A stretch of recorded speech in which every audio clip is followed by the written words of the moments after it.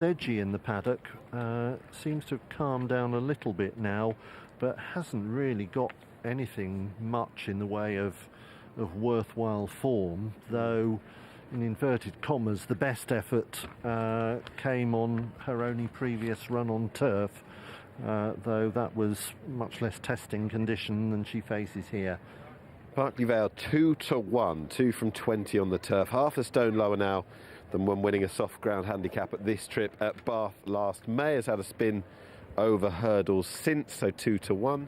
Interesting of the horses that are reappearing that Berkeley Vale is much the strongest of these in the market. The Edge particularly is very weak in the market, and Loving Your Work is another one who is quite easy to back, of horses that are making their first appearance in a while. Jockey back on, Gabriel Mulloon back on Zaria. Richard Kingscote to ride Berkeley Vale. Obviously goes extremely well from the front, as advertised at his beloved Haydock yesterday on Proskema, who looks a real prospect in the first race yesterday at Haydock. Your eyes were obviously on the jumps yesterday, though. Well, I did see the odd flat race, but I'll have to catch up on it during the week when the deluge comes down, and when I'm not busy building the Ark, I'll be catching up with the weekend's flat racing. We've got the first two classics 6 and 7 days away now. I know, someone was saying in my hearing earlier about 35 millimetres of rain at Newmarket tomorrow.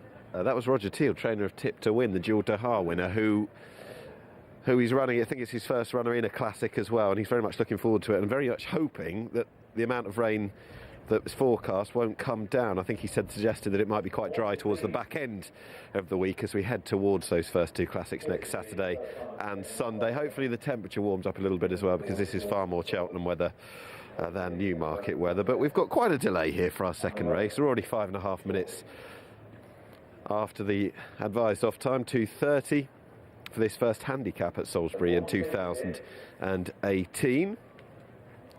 They're going through one by one. Any final thoughts on this, David? I know I've probably squeezed you dry here. My final thought, I'm not sure I want to have a bet, but I'm surprised Edge is well, I definitely don't want to have a bet, but I'm let's be clear about that. Yep.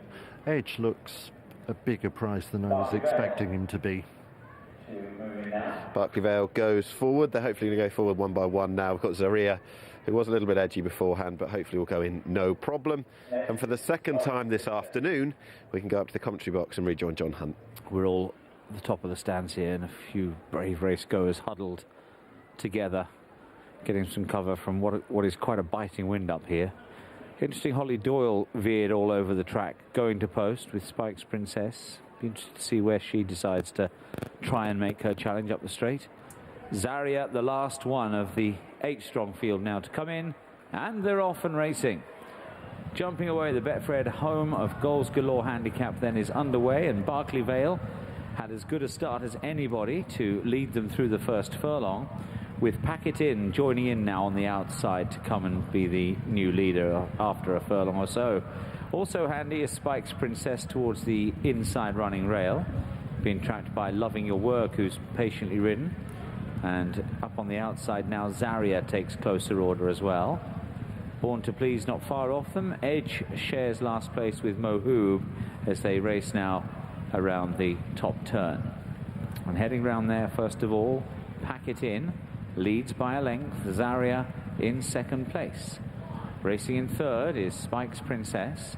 Berkeley Vale is in fourth, sharing that position with Born to Please, who goes quite strongly. Berkeley Vale just nudged along now. Mohoob on the outside.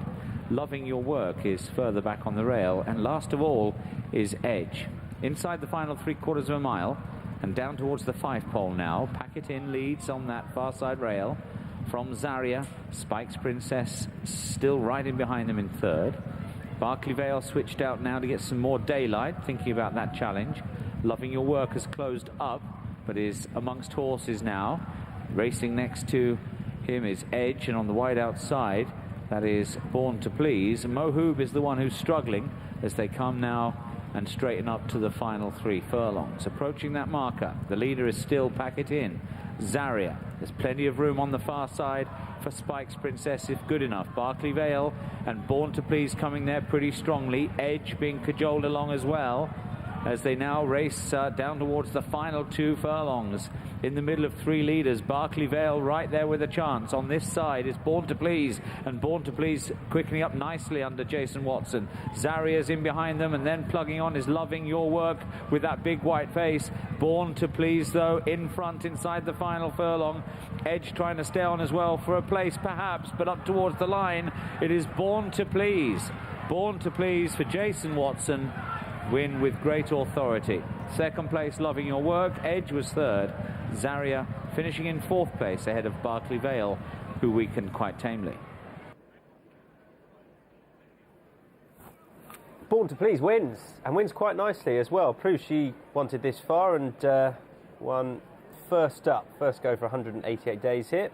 Mark Usher, the trainer. Jason Watson riding, coming 5 from Loving Your Work in second, just in the foreground, but that's the winner. We'll get back to the guys on course after